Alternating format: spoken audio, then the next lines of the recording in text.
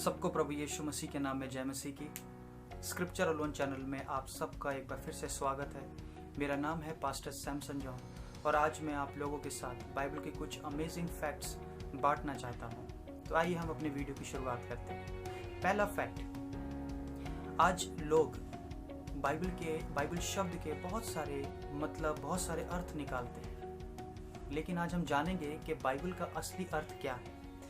Bible शब्द यूनानी भाषा का यानी ग्रीक भाषा का एक शब्द बिब्लोस से लिया गया है। अगर इसको हम इंग्लिश में अनुवाद करें तो इसका अर्थ है बुक्स, और अगर हम इसको हम हिंदी में अनुवाद करें तो इसका अर्थ होता है किताबों का संग्रह। दूसरा फैक्ट, बाइबल को लिखने में कितने लोगों का हाथ है, कितने लोगों के द्वारा, कितने लेखकों के द्वारा बाइबल लिखी गई है। बाइबल को 40 लेखकों के द्वारा लिखा गया है। तीसरा, बाइबल को लिखने में कितने साल लगे हैं। बाइबल को लिखने में कुल 1500 साल लगे हैं। बाइबल में कितने अध्याय हैं। बाइबल में कुल 1199 अध्याय और वचन 31173 हैं। जब हम कभी भी बाइबल पढ़ते हैं तो कभी इन बातों की खोज नहीं करते कि बाइबल में कितने वचन हैं।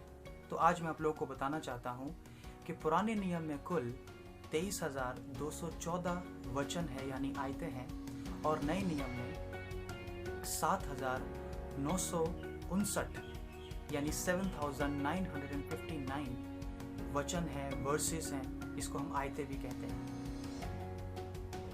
आज जब हम बाइबल को पढ़ते हैं तो बाइबल हम लोगों को बहुत ही सरल नजर आती है, क्योंकि बाइबल को आज वचनों में, अध्याय में बांटा गया है। लेकिन आप जानते हैं कि किसने वचन को यानी बाइबल को अध्याय में बांटा? क्योंकि आज जैसी हम बाइबल देखते हैं वो कुछ सदी पहले ऐसी नहीं थी। बाइबल एक ही क्रम में लिखी गई थी, लेकिन 1228 ईसा पूर्व स्टीफन लैंगटन के द्वारा बाइबल को अध्यायों में बांटा गया।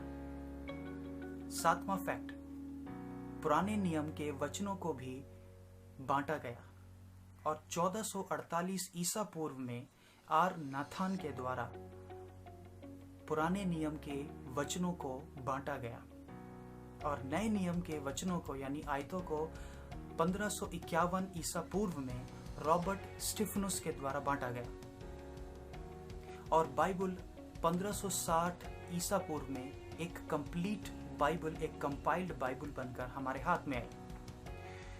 क्या आप जानते हैं कि बाइबल की सबसे छोटा वचन कौन सा है, सबसे छोटी आयत कौन सी है?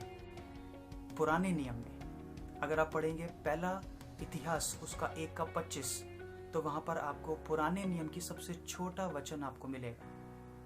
उसके बाद नए नियम का सबसे छोटा वचन कौन सा है?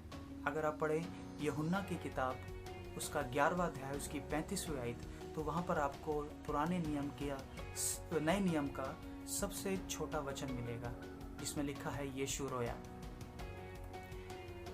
क्या आप लोग जानते हैं कि बाइबल में सबसे बड़ा वचन, सबसे बड़ी आयत कौन सी है? अगर आप पढ़ेंगे एस्तर 8:9, तो उसमें आपको बाइबल की सबसे बड़ा वचन आपको वहां पे मिलेगा।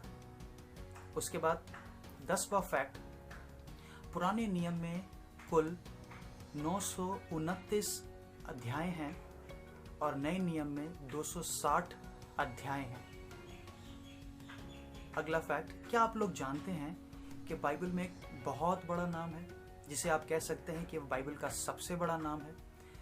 अगर आप पढ़ें यशाया की पुस्तक उसका 8वां अध्याय और उसका पहला वचन, तो वहां पर एक व्यक्ति का नाम है जिसका नाम है महर्शलाल हासबास। महर्शलाल हासबास थोड़ा बोलने में दिक्कत करेगा, लेकिन ये बाइबल का सबसे लंबा नाम है।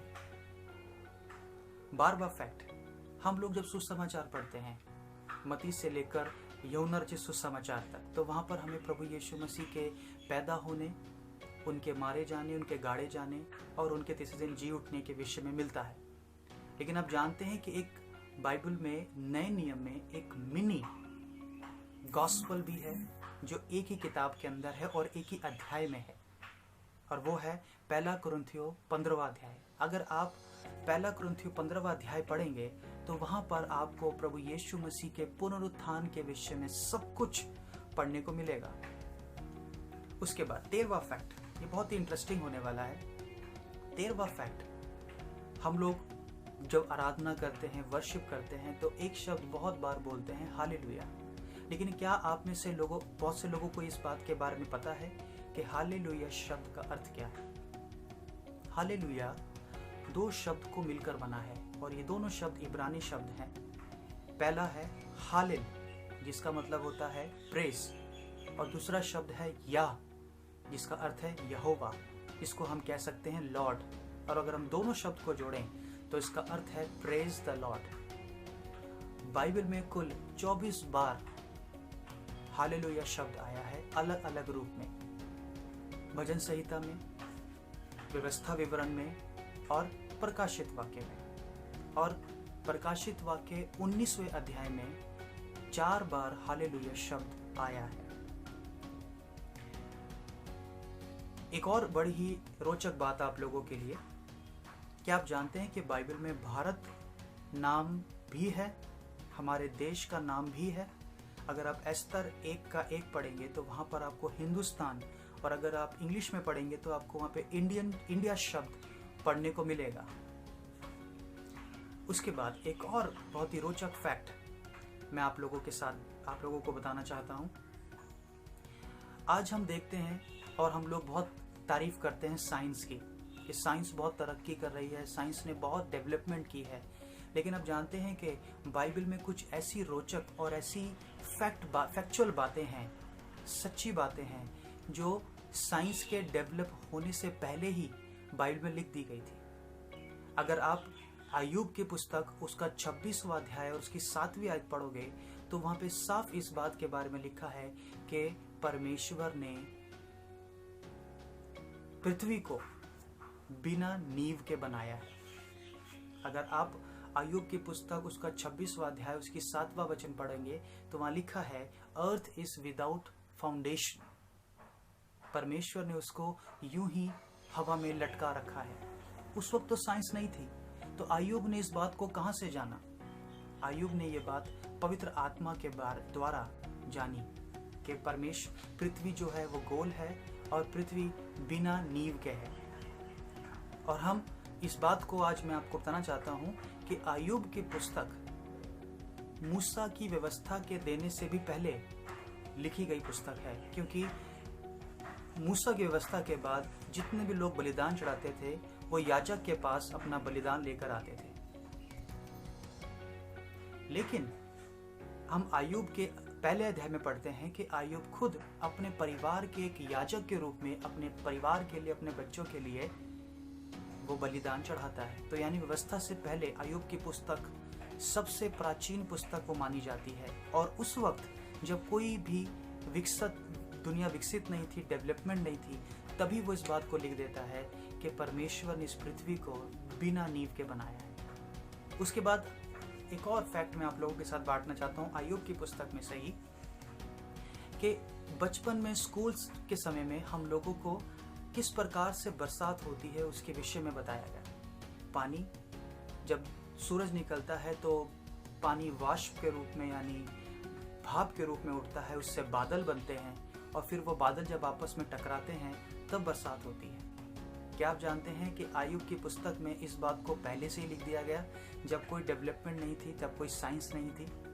अगर आप पढ़ेंगे अय्यूब की पुस्तक उसका 26वां अध्याय और उसका 8वां वचन, तो वहाँ पर आप इस बात को पढ़ सकते हैं कि अय्यूब परमेश्वर की सराहना करता हुआ लिखता है कि प्रभु तू ही है जो बादलों को तैयार करता है, बादलों में पानी रहता है और बादलों में पानी रहने के बाद भी बादल फटता नहीं है।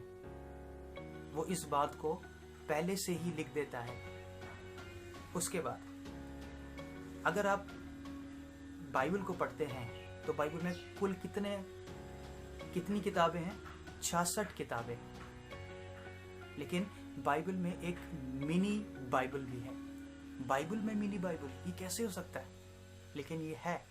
अगर आप यशाया की पुस्तक पढ़ेंगे तो उसमें कितने अध्याय पाए जाते हैं? 66 अध्याय पाए जाते हैं। जैसे बाइबल में 66 किताबें पाई जाती हैं।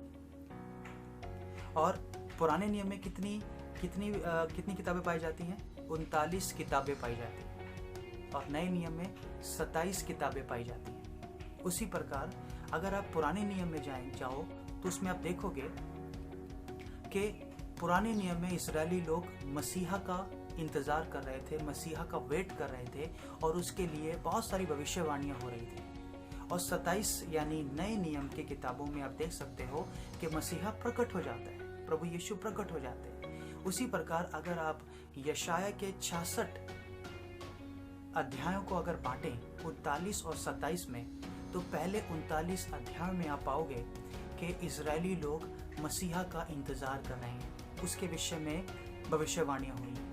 उसके बाद जो बाकी के 27 अध्याय हैं उसमें यशाया मसीह को प्रकट कर रहा है कि वो कैसा होगा, उस प्रभु तो उसके कांधे पर होगी और किस प्रकार से वो होगा, उसके विषय में बाकी के 27 अध्यायों में आपको पढ़ने को मिलेगा। तो है ना ये रोचक बात कि बाइबल में ही एक मिनी बाइबल है और वो भी एक किताब के अंदर। ये है बाइबल के कुछ फैक्चुअल बातें, बाइबल की कुछ इंटरेस्टिंग बातें जो मैं आज आप लोगों के साथ बांटना चाहता था। आशा करता हूँ कि आपको ये वीडियो बहुत पसंद आया होगा। सबको जय मसीह की।